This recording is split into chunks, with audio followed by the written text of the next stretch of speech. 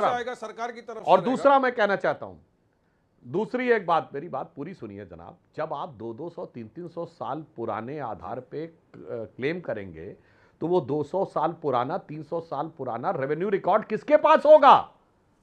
वारिस भाई बताइए किसके पास होगा? कलेक्टर कार्यालय में ही तो होगा, और कहां होगा? अरे तो भाई अगर तो मतलब कलेक्टर ना हो तो आपने कह दिया तो मान लिया जाए। अगर वक्फ की जमीन है तो वक्फ बोर्ड के पास भी है रिकॉर्ड। अरे भाई वक्फ बोर्ड के पास भी रिकॉर्ड है, क्योंकि अरे नोटिफाइड होता है, गैजेट में आता है कि लैंड वक्फ की है तो वक्फ की है। आप क्या बिना रिकॉर्ड के बात कर रहे हैं? कि आप कैसी बात कर रहे हैं आप सुधांशु जी? इतने समझदार हो कि आप क्या हो गया आपको? अमित शाह का लगता है भाषण आपको दिल दिमाग में चोट मार गया है। समझदारी पे मैं कहना चाहता हूं जनाब, सुनिए।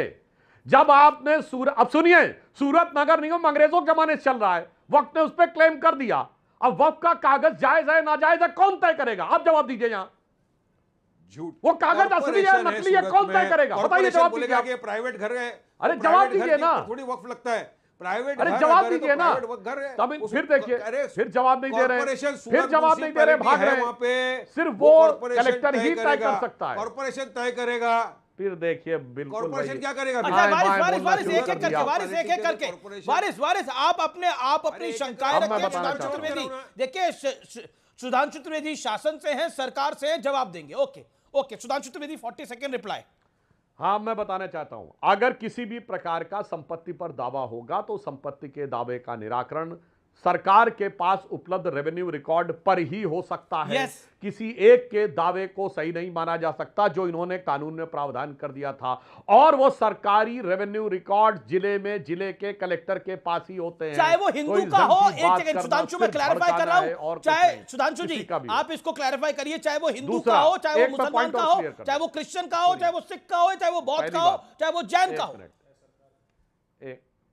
एक मिनट मैं पूरी बात कर लूं तो बात साफ समझ में आ जाएगी। जी सुधांशु, देखिए, जो मस्जिदों की कमेटी है, जो इमामबाड़ों की कमेटी है, जो कब्रिस्तानों की कमेटी है, उस पर कोई प्रभाव नहीं पड़ेगा। उसमें जिसको आप रखना चाहे रखें, वो आपका प्राइवेट ट्रस्ट है। उसमें आप 100% मुसलमान रखें, 100% अपने घर के लोग रखें, उससे कोई फर्क नहीं पड़ता।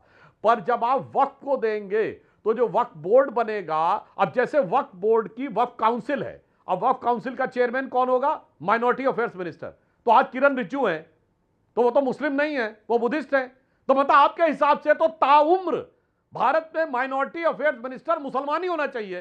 तो ईसाई के लिए जगह नहीं होनी चाहिए, बौद्ध के लिए जगह नहीं होनी चाहिए, सिख के लिए जगह नहीं होनी चाहिए, जैन के लिए जगह नहीं होनी चाहिए, यहूदी पारसी का तो कुछ होना ही नहीं चाहिए। क्या बात करने का प्रयास कर रहे हैं मेरे भाई? इसीलिए कह रहे हैं, जो गवर्नमेंट की कॉन्स्टिट्यूशन पोस्ट है, कौन बोला? उस पे गवर्नमेंट का व्यक्ति होगा। जो आपका अपना ट्रस्ट है, मस्जिद का ट्रस्ट, और इसका ट्रस्ट, उस पे कोई फर्क नहीं पड़ता है। वारिस बुरहान बोलिए आप, 40 सेकंड बोलिए वारिस जी। वक्फ बोर्ड में भी, वक्फ बोर्ड के अंदर भी गवर्नमेंट के लोग हैं भाई साहब। आज आप बात करते हैं औरतों को वक्फ बोर्ड में डालने की, आज यूपी के वक्फ बोर्ड के अंदर लखनऊ में है, वहां पे लेडीज लोग है वहां पे। मगर आपको सिर्फ मदाखिलत करना है, हमारे वक्फ बोर्ड की जमीन को आपको किसी भी तरह छीनना है, तो आप बैकडोर एंट्री करके इस तरह का कानून लेके आते हो, ड्रैकोनियन लॉ। अभी आप मानते हो कि नहीं संविधान, आप मानते हो कि जो पास होता है कानून पार्लियामेंट में, उसको सबको मानना चाहिए। अगर वो कानून को आपको सबको मानना चाहिए, अमित शाह ने स्ट्रिक्ट कहा कि सबको मानना पड़ेगा कानून, तो प्लेसेस ऑफ वर्शिप एक्ट कहां पास हुआ था? वहीं पास हुआ था पार्लियामेंट में, जहां पे अमित शाह ने खड़े होकर बोला। तो उसको आप क्यों नहीं मानते? क्यों उसके अगेंस्ट में आप रोज बात करते हो? चले बताइए मेरी बात को। हम तो संविधान का पालन करते, कायदा कानून का पालन करते सुधा जी, इसलिए मैं बोल रहा हूं ये ड्रैकोनियन लॉ है, इससे लिटिगेशन बढ़ेगा, कंफ्यूजन बढ़ेगा। आज ट्रिब्यूनल के ऑर्डर के अगेंस्ट आप जा सकते हो हाई कोर्ट के अंदर, रिवीजन के अंदर। आप कलेक्टर बोल देगा नहीं भाई ये डिस्प्यूटेड प्रॉपर्टी है, गवर्नमेंट उसको आके हाथ रख देगी उसके ऊपर, और डिस्प्यूट बढ़ गए तो कहां जाएगा इंसान? जी जी जी जी जी सुधांशु, वो तो हमारे गरीबों का, ओके ओके, मैं बाकी मेहमानों की बात भी मुझे जाना है। सुधांशु, अल्लाह के नाम पे, अल्लाह की अमानत है उसको। अब देखिए, सुधांशु अरे भाई बता दे, मैं दूसरी अभी बता रहा हूं। दो बातें बहुत क्लियर, टेक्निकल जवाब, एक लीगल और एक मॉरल। नंबर 1, आपने प्लेसेस ऑफ वर्शिप एक्ट की बात कही, तो केरल की कैथोलिक बिशप काउंसिल ने वक्फ बोर्ड अमेंडमेंट का समर्थन किया है, क्योंकि चर्च की जमीनों पर भी दावा किया गया। तो प्लेसेस ऑफ वर्शिप एक्ट क्या कहता है? 15 अगस्त 47 को चेंज नहीं हो सकता उसके बाद। तो तमिलनाडु के तिरुचेंदरी मंदिर के ऊपर जब वक्फ बोर्ड का दावा है, तो प्लेसेस ऑफ वर्शिप एक्ट के हिसाब से वो चेंज नहीं हो सकता ना, तो दावा खारिज कर दीजिए। जब प्लेसेस ऑफ वर्शिप एक्ट पे मंदिर और चर्च के ऊपर दावा कैसे हो सकता है? 15 अगस्त 47 के हिसाब से अब वो चीज ना, प्लेसेस ऑफ वर्शिप एक्ट भी मुझे अपने हिसाब से यूज करना है, वक्फ बोर्ड भी एक्ट। अभी तो मत बोलिए, अब अपने टर्न पे बोलिए। और मैं दूसरी बात कह रहा हूं भाई, क्या तरीका है बीच में डिस्टर्ब करने का? मैं आपके बीच में नहीं बोल रहा हूं, अब अपने टर्न पे बोलिए, सुनने दीजिए। अब सुनिए वसीम, नहीं आप सुनिए, मेरी बात हो जाने, फिर 10 सेकंड नहीं, आप 10 मिनट बोलिएगा। अब मैं एक बात पूछ रहा हूं, इस्लामी मान्यता के अनुसार किसी गैर मुस्लिम की इबादत को अल्लाह स्वीकार नहीं कर सकता। इस्लाम कहेगा कि गैर मुस्लिम को यानी काफिर को दुआ देने का हक नहीं है, तो यह जायदाद देने का हक कैसे आ गया? जरा मुझे बता दो मेरे भाई, कि अगर इबादत स्वीकार नहीं कर सकता इस्लाम किसी गैर मुस्लिम की, काफिर की, तो जायदाद कैसे स्वीकार कर लेगा भाई? इसीलिए हमने कहा सिर्फ मुसलमान देगा। ये मुस्लिम धार्मिक मान्यता का सम्मान किया है, वरना आप बता दीजिए, आप मुझे बता दीजिए कि भाई गैर मुस्लिम की दुआ कबूल हो सकती है। बिल्कुल वैलिड पॉइंट है, बिल्कुल वैलिड पॉइंट है। क्या अगर कोई गैर मुस्लिम तो वक्फ को लैंड नहीं दे सकता ना? मुसलमान ही देगा लैंड आपके अनुसार, क्यों नहीं? अरे और लैंड तो वही दान करेगा जिसके पास अच्छी खासी लैंड होगी।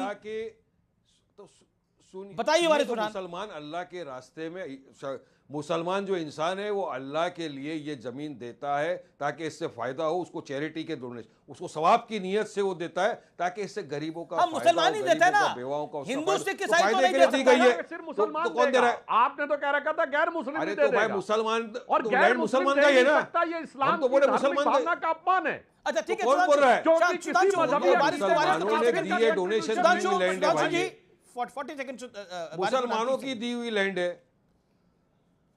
वो ये मुसलमानों की दी हुई वक्फ की जगह है, उसको नोटिफिकेशन होता है, गैजेट में आता है, उसके बाद प्रॉपर डॉक्यूमेंट बनते हैं, फिर वो जगह हो जाती है वक्फ की। Once a Waqf always a वक्फ, ये तो सुप्रीम कोर्ट ने भी बोला, ये तो आप मानेंगे ना। मेरा दूसरा सवाल ये था कि जो बिल पास होता है, कानून पास होता है पार्लियामेंट में, उसको सबको मानना पड़ेगा, मानना चाहिए। अमित शाह ने ये बोला ना, तो फिर आप places of okay Shams okay ठीक है, हमको आके भाषण अध्यक्ष वक्फ बोर्ड उत्तराखंड के शम्स साहब, क्या ये गलत हो रहा है? क्या मुसलमानों के साथ ज्यादती हो रही है जो लाइन ली जा रही है बार बार? एक कमाल का दोहरा चरित्र है। मैं तो ताज्जुब कर रहा था, जो पठान साहब बोल रहे थे, मैं सुन रहा था कि ये वक्फ के जितना भी आपको लग रहा है कि वक्त में हंगामा हो रहा है, ये लोग विरोध कर रहे हैं, ये विरोध मुसलमान नहीं कर रहा है अमीश भाई, ये विरोध कर रहा है पॉलिटिकल मुसलमान। ये पॉलिटिकल मुसलमान है, कांग्रेसी मुसलमान, सपाई मुसलमान, बसपाई मुसलमान, ये आम आदमी पार्टी का मुसलमान, असदुद्दीन ओवैसी का मुसलमान, ये विरोध कर रहा है। और ये जो तथाकथित अपने आप को जमीयतुल उलमाए हिंद, मुस्लिम पर्सनल लॉ बोर्ड, ये वो लोग हैं जो इन पार्टियों के लिए पूरा पिच सजा के देते हैं। आम मुसलमान तो घर पे बैठा है, वो तो ये कह रहा है कि मोदी जी हमारे बारे में सोच लीजिए, हमारे हालात दलितों से बदतर हो चुके हैं, हम अंतिम छोर पे खड़े हैं, हम गरीब मुसलमान हैं, हमें केवल और केवल आपसे उम्मीद है, और इसीलिए इस वक्त का नाम उम्मीद रखा है, और उम्मीद की किरण किरण रिजुजू बन के नजर आ रहे हैं। आज मुसलमान के दिल से पूछिए, ये कह रहे हैं अल्लाह से डरो, अल्लाह से डरना चाहिए इन लोगों को जो वक्फ का, सदके, ज़कात, खैरात का पैसा खा गए। अभी कह रहे क्या ये करप्शन? पठान साहब बता रहा हूं, पठान साहब कह रहे हैं once a Waqf always a वक्फ।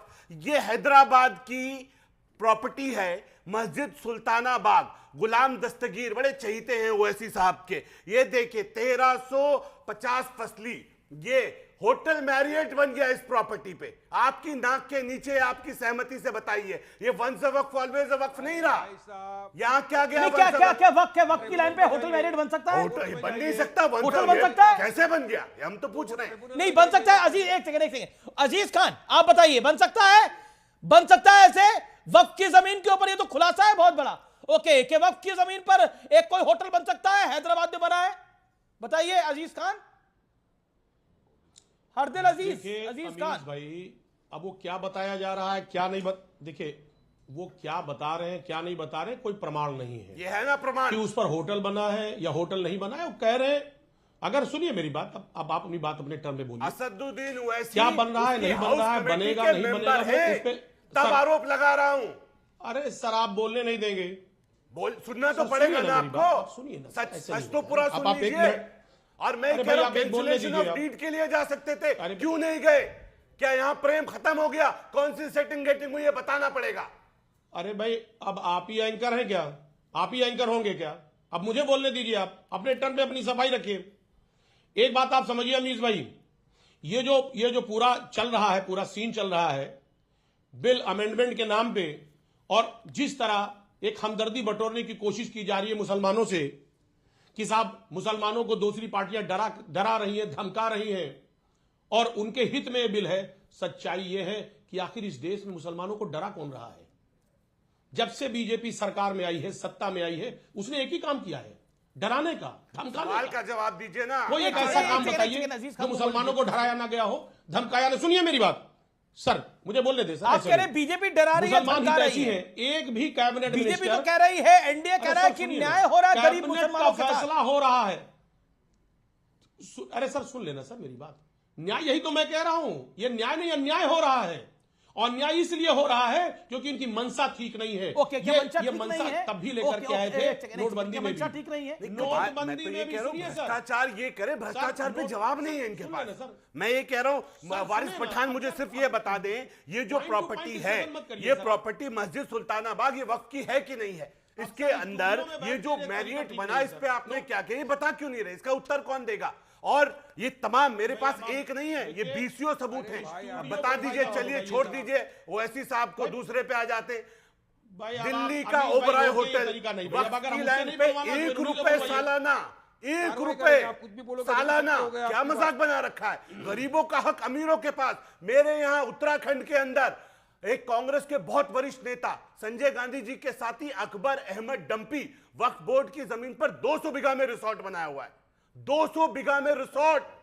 दूसरे सांसद सईदुज्जमा मुजफ्फरनगर से आते हैं, उन्होंने पीरान कलियर दरगाह शरीफ के अंदर एक बहुत बड़ा बंगलो अपने पास कैप्चर करके रखा है। वक्फ बोर्ड ने उनके ऊपर धारा 54 का नोटिस जारी किया। अरे वाह रे ईमानदारी, गरीबों का हक अमीर खा रहे, देने वाले गद्दार, देने वाले दलाल, हम बुरे लोग, हम पे बददुआएं और इन पे ईमानदारी। लानत है ऐसे मुसलमानों पे जो वक्फ को, इस वक्फ बिल को अच्छा बताते हैं, सामने वक्फ की जमीनें लूट रहे हैं, खुद लुटवा रहे हैं, अपने बच्चे को सदके ज़कात खैरात का पैसा खिला रहे हैं और अपने आप को ईमानदार बन के दिखा रहे हैं। बेवकूफ समझाए देश के मुसलमानों को, कह रहे शाहीनबाज बना देंगे, मुसलमानों को उकसा रहे हो, सत्ता देश को जला के सत्ता तक जाने का रास्ता ढूंढते हो, देश जलाने कर दिया भाई। वारिस पठान, अजीज खान, बेवकूफ समझा है मुसलमानों। ओके वारिस पठान। अमीश भाई, अभी चिल्ला के स्टूडियो से बात करेंगे, कितनी हम लोग बाहर हैं, गवर्नमेंट क्या बात करेंगे सर?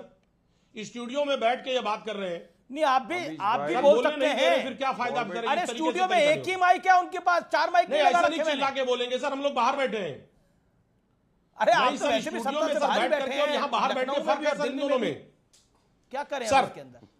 अरे सर सुनिए ना, अरे सत्ता भी आएगी सर, ऐसा नहीं है, बहुत ओवर कॉन्फिडेंस मुनासिब नहीं है। तुमने सुनिए देखा सर, है जो दिल में मैं कह रहा हूं, अच्छा मुसलमान मालूम है ख्वाबों की हकीकत यारो, दिल को भाई, बहलाने क्या के लिए बैठाया हो गालिब यार ये इस ख्याल आदमी अच्छा है। को। देखिए मुंगेरी लाल के हसीन सपने। ओके, एक सेकंड सर, अब आप शांत हो। अजीज खान, हो गया आपकी, आप बोल चुके, अब आप बोल चुके ना, हो गई बात आपकी। सुनिए मेरी बात, हमदर्दी की बात कर रहे हो, एक भी कैबिनेट मिनिस्टर नहीं, कैबिनेट का फैसला आ रहा है बीजेपी में। बड़ी कैबिनेट की बात कर रहे हो, बड़े मुसलमान हमदर्दी की बात कर रहे हो, दम रखो, मैं भी नमाज से लेकर हिजाब तक पाबंदियां हैं। आज जिस तरह पूरे देश में मुसलमानों पे कहर ढाया जा रहा है, उत्तर प्रदेश में जिस तरह घरों को गिराया गया, बुलडोज किया गया, आप बता रहे हमदर्दी की बात, कौन हमदर्द है? इस बात को समझिए, ये चिल्लाने से हमदर्दी नहीं होगी। आप स्टूडियो में बैठ के हल्ला कर रहे हैं, इससे हमदर्दी नहीं जाहिर होती है। शदाब साहब एक सेकंड, क्या आप सीबीआई इंक्वायरी के लिए तैयार हैं अजीज खान? क्योंकि भ्रष्टाचार का मामला है और मुसलमान तो वक्त बिल के समर्थन में जश्न मना रहे हैं, तस्वीरें हमारी पास आ रही हैं देश भर से, बिहार से आ रही है, महाराष्ट्र से आ रही है, उत्तर प्रदेश से आ रही है, दिल्ली से आ रही है, बताइए सर। मैं कह रहा हूं, अगर कहीं भ्रष्टाचार हो रहा है, बिल्कुल जांच होनी चाहिए, उनके खिलाफ कार्रवाई होनी चाहिए। ये सिर्फ कार्रवाई नहीं, कागज बना के दिखाइए। अगर कोई वाकई में गलत काम कर रहा है, अगर गलत काम कर रहा है, इसका मतलब ये नहीं है कि पूरा बिल गलत है। अगर गलत कोई कर रहा है, उसको सजा मिलनी चाहिए। मैं जानना चाह रहा हूं, मर्सिडीज गाड़ी बेहतरीन होती है, अगर उसका चालक ठीक नहीं है, इसका मतलब मर्सिडीज गाड़ी गलत नहीं है। ओके, मैं सीधा रुख करता हूं, मैं गौरव गोगोई को कोट करता हूं। गौरव, लेकिन एक इंटरेस्टिंग बात सामने आई है, 6:50 पर संसद के अंदर कुछ बड़ा हुआ है, और क्या बड़ा हुआ है मैं आपको बता देता हूं, अखिलेश यादव ने कहा कि योगी जी के बारे में आप कुछ कहेंगे, तो गृह मंत्री अमित शाह ने जवाब दिया योगी आदित्यनाथ में, हां वो भी रिपीट होंगे 2027 के अंदर, योगी रिपीट होंगे। यह सीधे तौर पर गृह मंत्री अमित शाह ने कहा। अखिलेश यादव ने जब यह बात बोली तो गृह मंत्री अमित शाह ने इसका जवाब दिया, ओके योगी रिपीट होंगे। अमित शाह कह रहे हैं कि अभी तो मोदी जी की 3 टर्म हुई है, 3 टर्म अभी बाकी है और जेडीयू और टीडीपी का समर्थन है। हो क्या रहा है ये सब कुछ? अमित शाह जी ने सबने